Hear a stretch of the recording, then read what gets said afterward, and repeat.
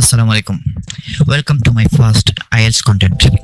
আমি নয়ন, আর আজকে আপনাদের সাথে শেয়ার করবো আইএলস নিয়ে কিছু রিয়েল টিপস, কিভাবে ভোকাবুলারি ইমপ্রুভ করবেন আর কিভাবে ফ্লুয়েন্ট ভাবে ইংলিশ স্পিকিং করবেন। আমি এক্সাস মডেলার থেকে আইএলস কোর্স সম্পন্ন করেছি, আর আমার ওন এক্সপিরিয়েন্স থেকে বলছি, আইএলস শুধু একটি এক্সাম না, এটি একটি জার্নি। চলুন শুরু করি। প্রথমে একটা কথা বলি, আইএলস মানে বয় না। আমি যখন প্রিপারেশন নিয়েছিলাম তখনও অনেক লিমিটেশন ছিল, কিন্তু আমি সবসময় ভেবেছি if others can do it, why not me. Exactly এই মাইন্ডসেট দরকার। প্রতিদিন ছোটো ছোটো হ্যাবিট ফলো করলে এক মাসের মধ্যে নোটিসেবল চেঞ্জ আসে, ট্রাস্ট মি। এবার আসি ভোকাবুলারি নিয়ে। আইএলস এর বিগেস্ট মিথ হলো হাজার হাজার শব্দ জানতেই হবে। আসলে না, হিউজ ভোকাবুলারি না থাকলেও যদি স্মার্টভাবে শিখেন তাইলেই হবে। ভোকাবুলারি ইমপ্রুভ করার 3টি গোল্ডেন রুল আমি ফলো করেছি। First, learn in context.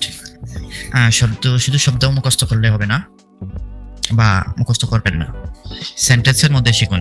ধরেন আপনি শিখলেন মেটিকুলাস, তখন বলুন he is meticulous about his work. এইভাবে শিখলে শব্দটা ন্যাচারালি আপনার মাথায় বসে যাবে। সেকেন্ড, অ্যাক্টিভ ইউজ করুন। প্রতিদিন 5টা শব্দ নতুন ওয়ার্ড শিখুন, আর সেই ওয়ার্ড দিয়ে সেন্টেন্স বানান। যেমন রেজিলিয়েন্ট শিখলে I had to be resilient during my IELTS preparation. Third, synonym play. একই জিনিসকে ডিফারেন্ট ওয়েতে বলা শিখুন।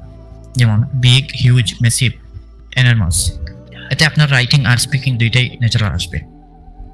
আমি যখন এই মেথড ফলো করেছি, অনেস্টলি বলতে পারি ভোকাবুলারি আমার সেকেন্ড নেচার হয়ে গিয়েছিল।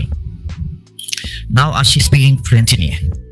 অনেকেই ভাবে গ্রামার পারফেক্ট না হলে কথা বলা যাবে না। That's completely wrong. ILC fluency মানে হলো ফ্লো বা না থেমে ন্যাচারাল কথা বলা। এই জন্য কিছু টিপস আছে, practice tip. First, think in English. আপনার ব্রেনকে ট্রেন করুন ইংলিশে ভাবতে। মার্কেটে গেলে ভাবুন I need to buy some fresh vegetables. Second, mirror practice. প্রতিদিন আয়নার সামনে 5 মিনিট কথা বলুন। ফার্স্ট টাইম অকওয়ার্ড লাগবে, বাট গ্র্যাজুয়ালি কনফিডেন্স বিল্ড হবে। থার্ড, রেকর্ড ইয়োরসেলফ। আমি নিজেও করেছি। মোবাইলে নিজের কথা নিজেই রেকর্ড করুন। আমি নিজে রেকর্ড করে শুনতাম, পরে তখন বুঝতাম কোথায় মিস্টেক হচ্ছে। এটা আনবিলিভেবল এফেক্টিভ।